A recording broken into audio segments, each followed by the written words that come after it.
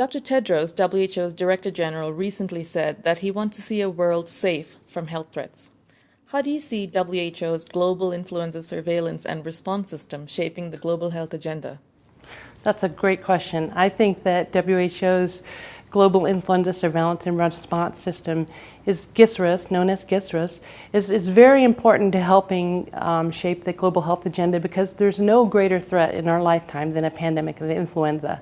And the GISRS system is constantly monitoring the world for viruses and pandemic threats through conducting routine risk assessments. And they also play a vital role in helping countries prepare to tackle threats like pandemic influenza.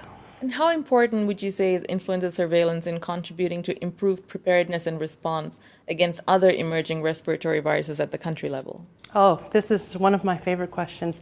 I think influenza is a poster child for capacity building. And so I think the capacity you build for influenza, whether it be laboratory, surveillance, risk communications, rapid response teams, and implementation of vaccine or pharmaceutical programs like antivirals, it helps you prepare for other emerging diseases because it's a practice. It's an everyday practice that goes on, and you gain skills through working with flu, which is present year-round in many places in the world, and every year certainly countries have to deal with influenza.